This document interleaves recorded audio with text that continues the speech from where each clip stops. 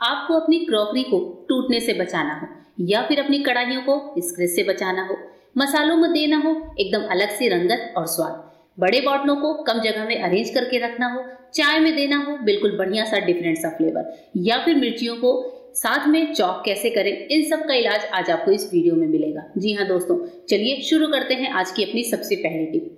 हमारी आज की जो सबसे पहली टिप है वो क्रॉकरी को लेकर है।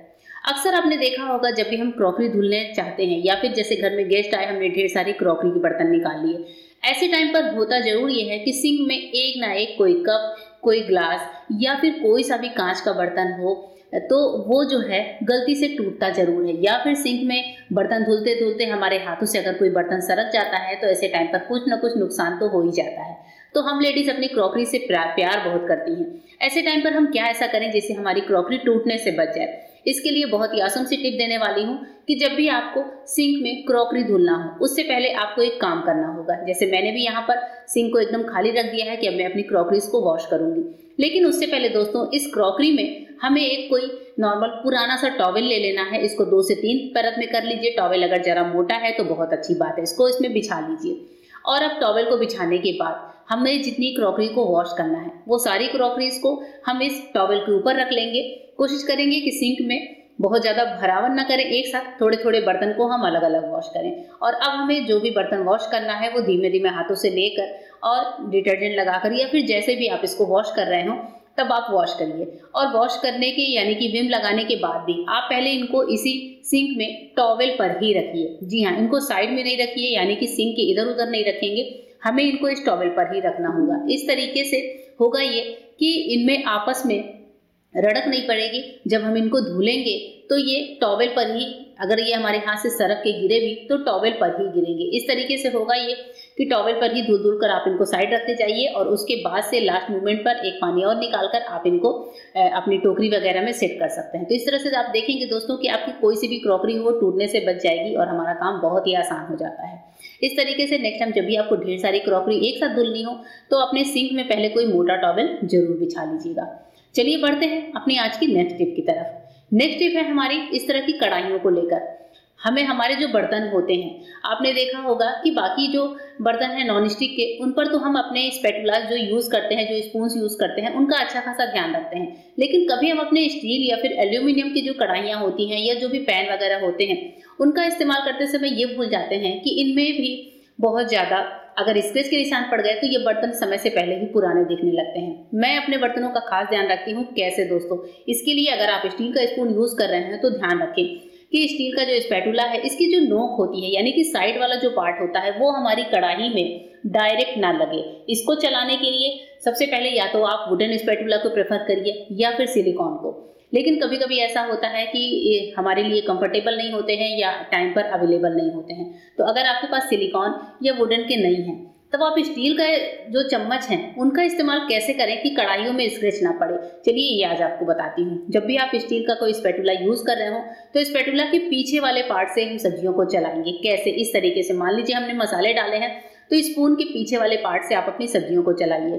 तो इस तरीके से होगा ये कि हमारी कढ़ाइयों में जो एक्स्ट्रा स्क्रैच पड़ते हैं, जो निशान पड़ते हैं, वो नहीं पड़ते और बहुत ही इजीली हमारी सब्जी भी बन जाती है। इस तरह से खुरच खुरच कर ना करें, बल्कि पीछे वाले पार्ट से हल्के हल्के हाथों से चलाकर आप सब्जी को बनाइए। फिर आप देखेंगे कि आपकी कढ़ाई बिल्कुल क्रिस्पी रहती है, हमेशा नई सी बनी रहती है।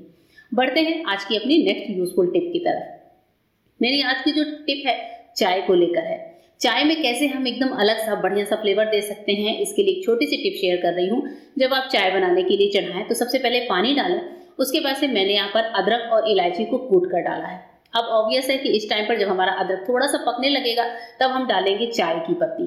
तो यहाँ पर जितनी भी चाय की पत्ती आपको डालनी है 1 चम्मच 2 चम्मच अपने टेस्ट के अकॉर्डिंग डाल लीजिए। अब इसके बाद से दोस्तों यहाँ पर जब हमारी ये चाय पत्ती पकने लगे तब हम लेंगे कॉफी का पाउडर। 1 चम्मच भर के, यहाँ पर 3 कप चाय मैंने 1 कप भर के कॉफी का पाउडर लिया है। और ये कॉफी का पाउडर डालते ही आप देखेंगे कि आपकी चाय में एकदम अलग सा बढ़िया सा फ्लेवर आने लगा है और हमारी जो चाय तैयार होगी कॉफी फ्लेवर की चाय तैयार होगी। आप सोच रहे होंगे मैंने चीनी नहीं डाली, पर चीनी हमें यहाँ पर उबलते टाइम डालना है। जब हमारी चाय उबलने लगे तब आप चीनी डालिए। इसके बाद से आप देखेंगे कि जो चाय की रंगत है, चाय का जो फ्रेग्रेंस है वो बिल्कुल डिफरेंट आता है, रोज वाली चाय से बहुत अलग आता है। एक बार इस तरीके से आप चाय बनाकर जरूर देखिएगा। इसमें मैंने कुछ भी चेंजेस नहीं किए हैं, सिर्फ चीनी बाद में डाली है, साथ ही कॉफी का पाउडर डाला है। इन दोनों तरीकों से, इन दोनों टिप्स से आप देखेंगे कि आपकी चाय रोज से बिल्कुल अलग बनती है।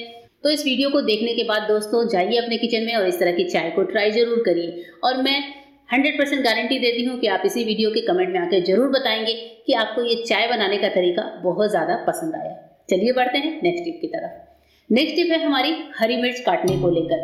हरी मिर्च काटते समय हाथों में जलन होना स्वाभाविक होता है और एक एक मिर्ची को जब हम काटते हैं तो ये हमारी फिंगर्स के बीच में लगकर आपको पता है कि कितना ज़्यादा हाथों में जलन भी देती हैं। और ये जो छोटी वाली मिर्चियाँ होती हैं ये तो खासकर होती हैं तीखी। तो इनको कट करने के लिए क्यों ना हम 4 से 5 मिर्चियों को एक साथ कट करें और हमें अपनी उंगलियों का भी इस्तेमाल ना करना पड़े। इसके लिए मैं क्या टिप यूज़ करती हूँ चलिए आज आपके साथ शेयर कर रही हूँ। वैसे तो हमारे पास आजकल चॉपर्स होते हैं, लेकिन फिर भी अगर आपको हाथ से कभी चॉप करना हो तो आप इस तरीके को अपना सकते हैं। हमें यहाँ पर चाहिए होगा एक फोक, और फोक लेने के बाद मिर्ची के पीछे वाले डंठल को आप अलग कर दीजिए। मैंने यहाँ पर मिर्चियों को सबसे पहले ही डंठल वगैरह निकाल कर वॉश करके सुखा कर रखा हुआ है। तो यहाँ पर फोक के अलग अलग पार्ट में जितनी भी मिर्ची एक साथ आ सके, तो जैसे मैं यहाँ पर आपको दिखा रही हूँ, एक फोक में जितनी भी मिर्ची आ रही है मैं वो डाल दे रही हूँ। मैंने यहाँ पर एक बार में 3 मिर्ची डाली है। अब इसके बाद से हम ले लेंगे नाइफ, और नाइफ लेने के बाद मिर्ची को इस तरीके से कट करेंगे। तो आपको सिर्फ फोक वाला पार्ट को पकड़ना है और फिर नाइफ से मिर्चियों को इस तरीके से चॉप कर लेना है। मिर्ची अगर सीधी है, एक जैसी है, तब तो आपको अलग अलग उनको चॉप नहीं करना पड़ेगा, लेकिन जैसे थोड़ी तिरछी है जैसे मैंने दिखाया तो उनको आप पहले एकदम समतल कर लीजिए और फिर पीछे वाले पार्ट को इस तरीके से एक साथ चॉप कर लीजिए। आप देखेंगे कि मिर्ची बहुत जल्दी चॉप भी हो जाती है, आपको हाथ भी नहीं लगाना पड़ता। उसके बाद से आप किसी स्पून वगैरह से उठाकर अपनी मिर्ची को अपने सब्जी वगैरह में डाल सकती हैं। बढ़ते हैं नेक्स्ट टिप की तरफ। नेक्स्ट टिप है सब्जी के मसाले को लेकर। जब भी हम लोग सब्जी का मसाला भूनते हैं, अगर कभी आपसे मिर्ची ज़्यादा गिर जाए या फिर आपको लग रहा है कि मसाले में वो रंगत नहीं आ रही है जो आप चाहते हैं, क्योंकि हर मसाले का एक अलग टेस्ट होता है, तो ऐसे टाइम पर मसालों में एक ऐसा इंग्रेडिएंट्स आपको डालना है जिससे आपकी सब्जी की रंगत, मसालों की रंगत, साथ ही सब्जी का स्वाद सब कुछ थोड़ा सा चेंज हो जाएगा और आपको बहुत ज़्यादा पसंद भी आएगा। इसके लिए दोस्तों मसाले भूनते समय आपको सिर्फ एक काम करना है कि आपको लेनी है 1 छोटी चम्मच चीनी। 1 टीस्पून या फिर हाफ टी स्पून भी ले सकते हैं चीनी आप मसालों में डाल दीजिए। ये जो चीनी होती है कैरेमलाइज होती है और मसालों के साथ मिक्स होकर सब्जी को बहुत अच्छा सा स्वाद देती है। साथ ही सब्जी को जो आप देखेंगे पूरी तरह से पकने के बाद, तो आप देखेंगे कि सब्जी जो है दिखने में भी बहुत ही बेहतरीन लगती है।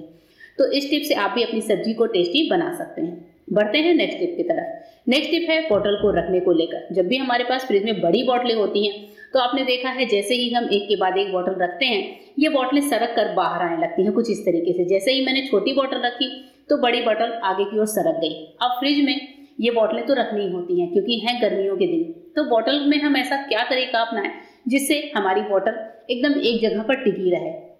इसके लिए आप अपने बच्चों के पास जाइए और बच्चों के पास जो इरेजर्स होते हैं या फिर कोई भी पुराना इरेजर जो बच्चों का हो, बच्चे ना यूज़ कर रहे हो, वो ले लीजिए और इस बॉटल के पास इसको रखना है। कैसे रखना है, ये जो इरेजर है आप बॉटल के पास इस तरह से टिका कर रख दीजिए। फिर आप देखेंगे कि चाहे आप इसके ऊपर 2 बॉटल 3 बॉटल कितने भी रख दीजिए, ये बॉटल सरक कर आगे की ओर नहीं आएगी।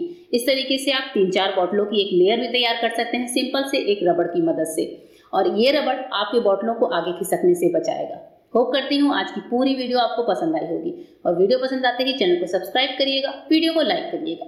फिर मिलते हैं मेरे नए वीडियो में, तब तक के लिए गुड बाय, थैंक यू।